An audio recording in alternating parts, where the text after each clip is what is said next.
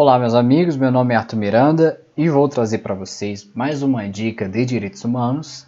Na dica de hoje a gente vai falar da Declaração de Independência dos Estados Unidos e, claro, a gente vai explicar o motivo de essa declaração ser importante para a história dos direitos humanos. Mas, antes de iniciar a dica, já peço que você deixe seu like, comente se gostou do vídeo e, claro, se inscreva no canal da Dedicação Delta. Se você fizer tudo isso, vai indicar que esse conteúdo é importante e a gente vai trabalhar cada vez mais para entregar conteúdo de mais qualidade para vocês.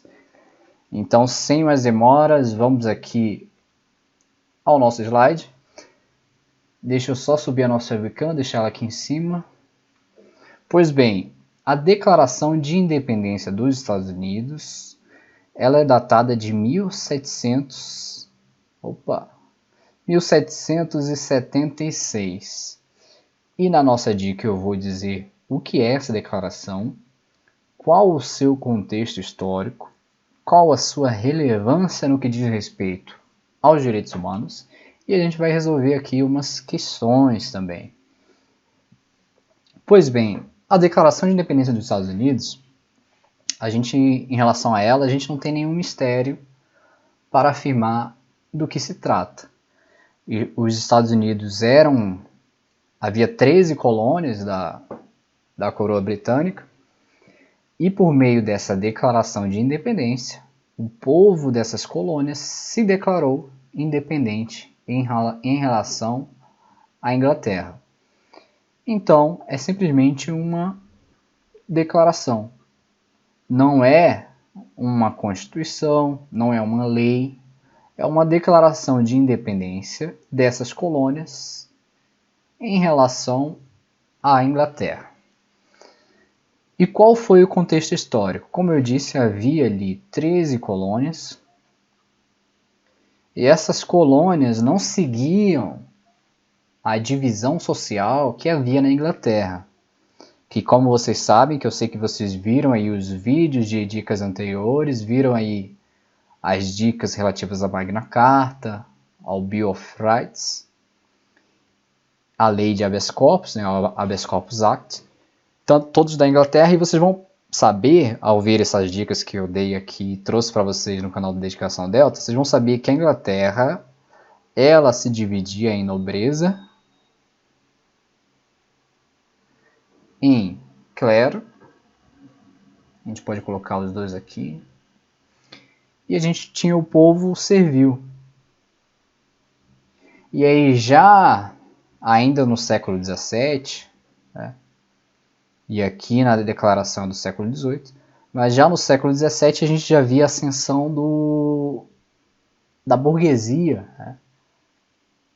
E aí a gente tinha essa ascensão da burguesia e a gente verificava também que a burguesia a gente podia dividi-la tanto nos empregadores quanto nos empregados. Ambas as classes, entre aspas, livres, né? Mas quando a gente fala nas 13 colônias, o que a gente tinha era simplesmente essa burguesia que estava aparecendo na Inglaterra para se sobrepor, né, com o passar do tempo, a essas classes aqui. Mas nas colônias, ou seja, nos Estados Unidos, a gente via que não havia essa divisão aqui entre essas classes sociais. Havia basicamente a burguesia, os empregadores e os empregados, quem tinha terra e quem trabalhava nessas terras. Então a lógica que reinava aí nos Estados Unidos era uma lógica de trabalho, né, de ganhar riqueza por meio do trabalho. Não era uma lógica de se ganhar riqueza ou bens em razão de ser nobre ou não, ou de ser do clero ou não, mas simplesmente a riqueza advinha do trabalho. É uma lógica de mercado, a gente pode dizer. E diante desse contexto, ocorreu aí, próximo a 1776, diversos atos da coroa britânica em face dessas 13 colônias, para que a coroa britânica tivesse dinheiro para financiar suas campanhas bélicas contra a França na área que hoje é o Canadá. E como a gente sabe, guerra custa dinheiro, e para ganhar esse dinheiro, o que a coroa britânica pensou? Em estabelecer imposto nas colônias do que hoje é os Estados Unidos, em restringir, de certa forma, a atividade comercial, com vistas a ganhar recursos para financiar essas campanhas bélicas da Inglaterra. E essas 13 colônias não gostaram absolutamente nada disso. E, com o passar do tempo, começaram a debater a independência dos Estados Unidos. Até que culminou na Declaração de Independência dos Estados Unidos, editada em 1776. E qual que é a relevância dessa declaração no que diz respeito aos direitos humanos? A gente tem essa Declaração de Independência como um ato inaugural da democracia moderna.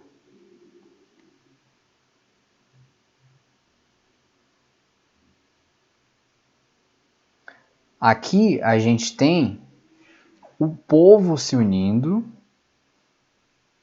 e afirmando que a soberania reside no povo.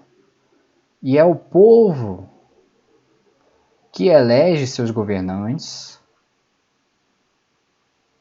que são representantes do povo e atuam para servir ao povo. Além disso, a Declaração de Independência dos Estados Unidos, além de trazer essa ideia de que o povo elege seus governantes, que servem ao povo, trouxe a ideia de que os seres humanos, pela sua própria condição de seres humanos, têm certos direitos. Tem o direito à liberdade, à propriedade e à igualdade.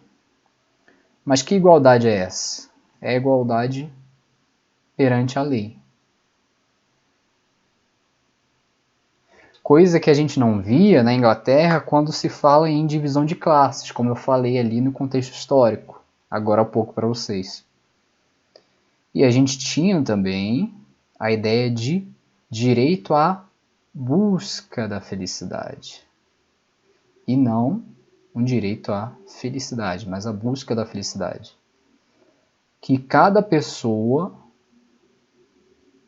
poderá buscar e cabe ao Estado garantir simplesmente isso, garantir a liberdade, garantir a propriedade, a igualdade perante a lei e dar as condições para que as pessoas busquem a felicidade.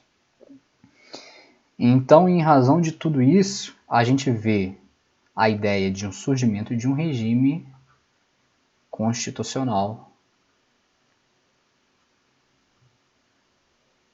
democrático.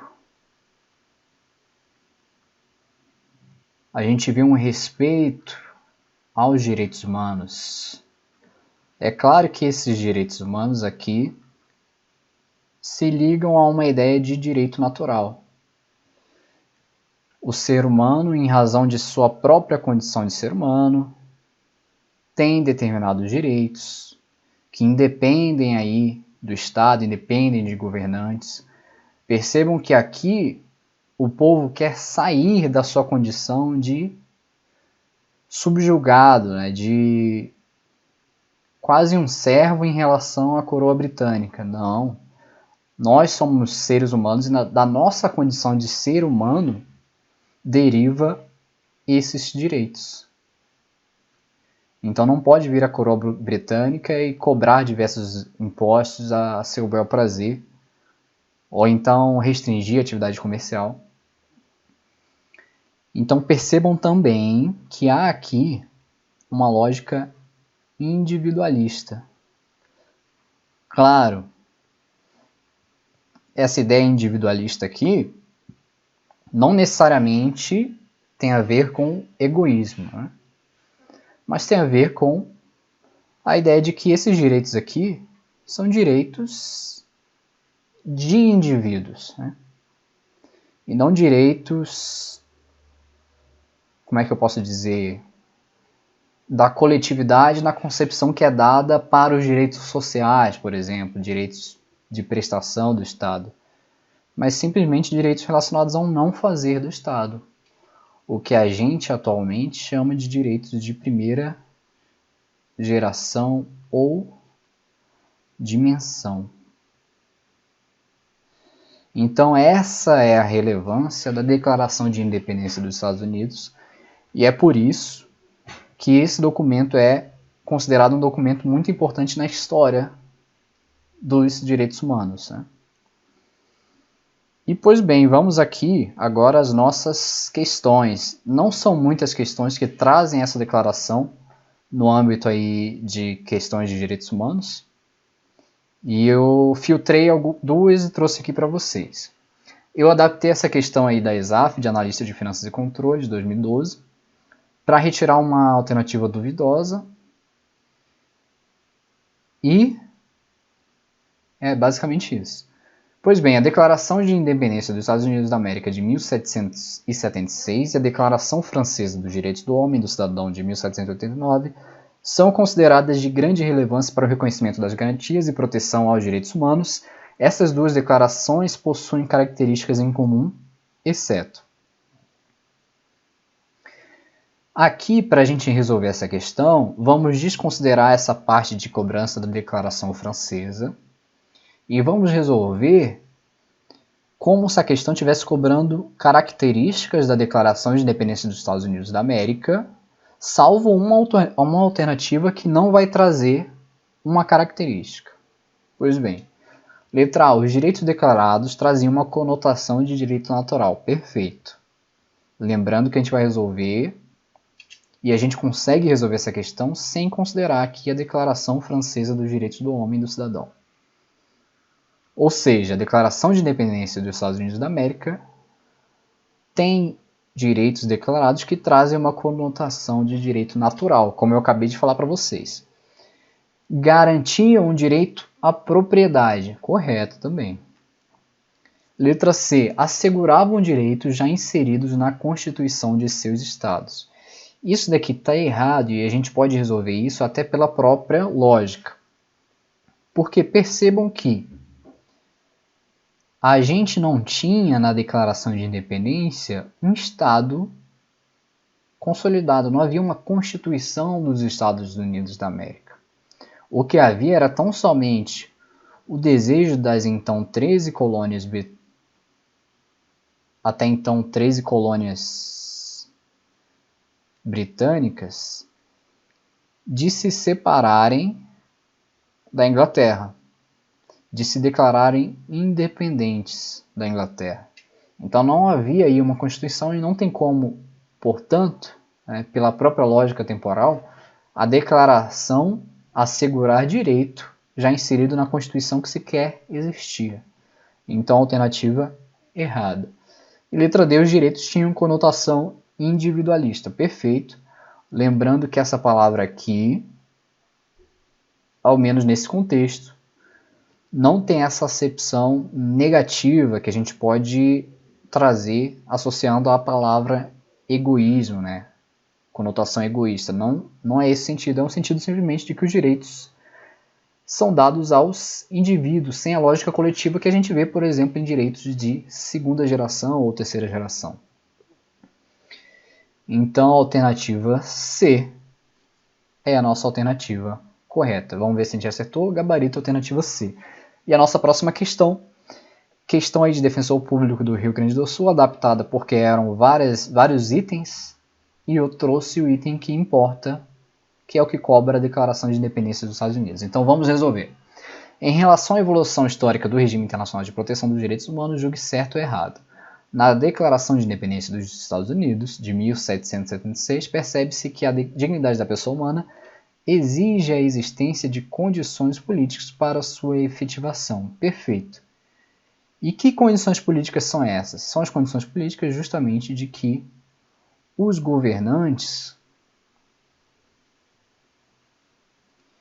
estão aí para servir ao povo e assim garantir os direitos declarados.